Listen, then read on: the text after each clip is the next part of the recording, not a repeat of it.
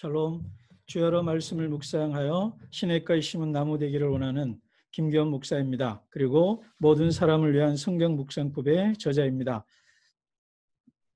지난번 1강에서 왜 우리가 묵상을 하는가에 대해서 저는 두 가지로 말했습니다. 나 살려고, 그리고 남을 살리려고요. 그렇다면 이제 묵상하는 이유는 좀 알겠는데 묵상이 뭐죠? 사람들이 묵상에 대한 여러 가지 정의들을 많이 내리고 있습니다. 그런데 저는요, 성경을 묵상하는 묵상이니까 성경이 말하는 묵상을 묵상으로 개념 정의하자, 이렇게 주장합니다. 그러기 위해서 우리는 시편 1편 2절로 돌아가야 합니다.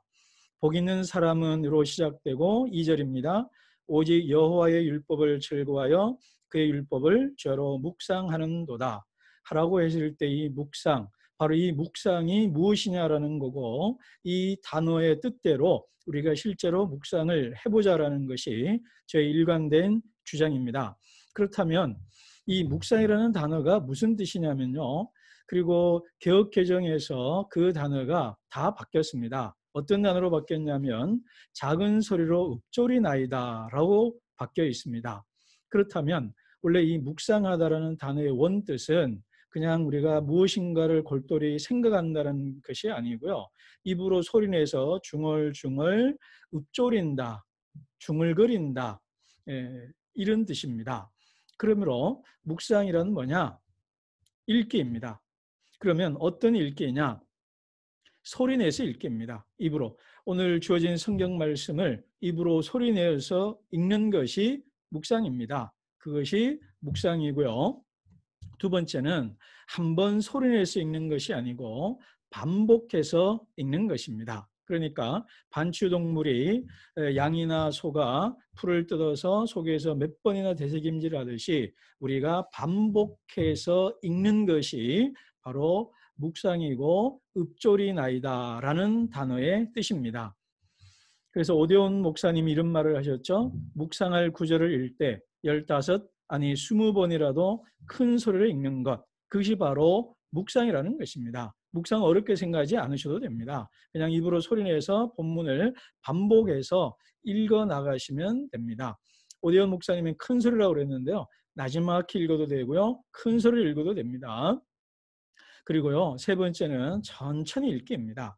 순서가 이렇게 되죠. 입으로 읽어요. 그런데 한 번 읽지 말고 반복해서 자꾸 되풀이해서 읽고요. 세 번째는 읽을 때 되도록이면 천천히 읽는 것입니다.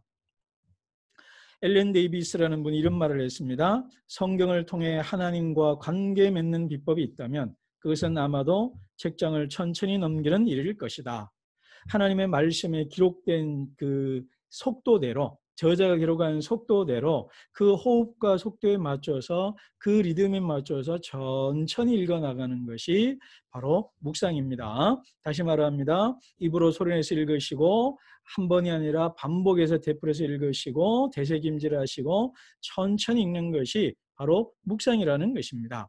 이렇게 성경 읽는 것의 힘을 보여주는 분이 바로 표도르 도스토옙스키입니다. 여러분 까라모즈프의 형제들 제야볼로 유명한 정말 한국인의 한국 소설가가 본받고 싶은 1위 소설가가 또 도스토옙스키이고요. 기독교 세계관을 소설로 구현한 위대한 작가입니다. 고려대 노문학과 서경준 교수에 의하면 도스토옙스키의 작품에 성경을 낭독하고 낭독함으로써 변화된 사람들의 얘기가 많이 나온다는 겁니다. 그 얘기를 하면서 석 교수가 이런 말을 합니다. 성서를 큰 소리로 읽는 행위는 그 인물의 정체성을 결정할 뿐만 아니라 그 인물의 운명까지 결정한다. 아주 멋있는 말이죠. 다시 읽어보겠습니다. 성서를 큰 소리로 읽는 행위는 그 인물의 정체성을 결정할 뿐만 아니라 그 인물의 운명까지 결정한다.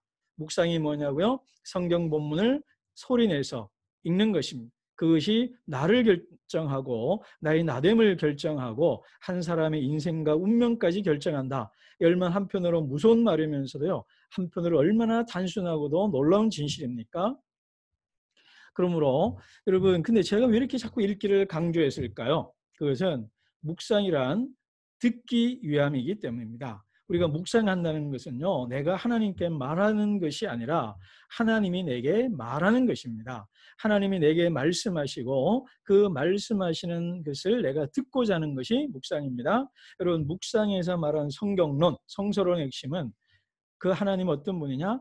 지금도 말씀하시는 하나님입니다. 묵상할 때 우리가 경험한 하나님은 지금도 말씀하시는 하나님이거든요. 하나님이 말씀하신다면 우린 그 말씀을 들어야 합니다. 그렇기 때문에 묵상은 말하기가 아니라 듣기이고요. 듣기 위해서는 읽어줘야 된다는 것입니다. 로마서 10장 17절 믿음은 들음에서 나며 들음은 그리스도의 말씀으로 말미암았느니라 라고 말을 했습니다. 자, 순서를 보십시오. 내 마음에 내 삶에 믿음이 생겼습니다. 근데 그러려면 들어야 되겠죠. 듣는 뭘 들어요? 성경이 있습니다. 그러니까 성경이 있고 들음이 있고 믿음이 있습니다. 그런데요, 믿음이 성경과 들음 사이에 뭔가 중간 하나가 있어야 합니다. 무슨 말이죠? 내 귀에 들리도록 누군가가 읽어줘야 한다는 것입니다. 그럼 여기서 들음은요, 설교를 듣는다는 것 이전에 누군가 성경을 내 귀로 들을 수 있도록 읽어주는 것, 낭독하는 것, 낭송이 전제되어 있는 것입니다. 그래서 말씀을 듣기 위해서는 소리내서 귀로 들을 수 있도록 읽어야 한다는 것입니다. 그러므로 묵상인 듯 하지만 아닌 것이 있습니다. 첫 번째, 묵상은 생각하기일까? 많은 분들이 이 부분 때문에 성경을 묵상하는 것을 어려워합니다. 무엇인가 성경에 깊이 있는 것을 캐내야 된다고 생각을 해요. 그리고 이런 생각이 발전하면요, 묵상은 연구학인 것처럼 보여집니다. 뭐 주석도 보고요, 뭐 PBS니 뭐 단어 찾고 뭐 이런 걸 하다 보면, 그래서 그것이 묵상으로 생각하게 되면 그만큼 묵상하기가 힘들어지는 거죠. 그리고 또 하나는 묵상은 적용하기. 여러분, 결론부터 말씀드릴까요? 적용하지 않으면 안 됩니다. 그러나 저는 일관되게 주장하는 건 뭐냐면 굳이 적용하지 않아도 된다라는 것입니다. 그럼 첫째, 묵상은 생각하기가 아닙니다. 여러분, 생각하지 않고 어떻게 묵상하겠습니까? 읽겠습니까? 그러나 생각하는 것이 묵상이 아닙니다. 그냥 본문을 소리내서 읽는 것이 묵상입니다. 여러분, 묵상은 연구하기다. 연구하기의 성격이 있습니다. 그럼에도 불구하고 연구하는 것이 아닙니다. 그냥 하나님의 말씀을 듣는 것이고요, 빨아들이는 거고요, 흡수하는 거고요, 내 속에 있는 것을 되새김질하는 것입니다. 묵상은 적용하기가 아닙니다. 그냥 말씀을 읽는 것이 묵상학입니다.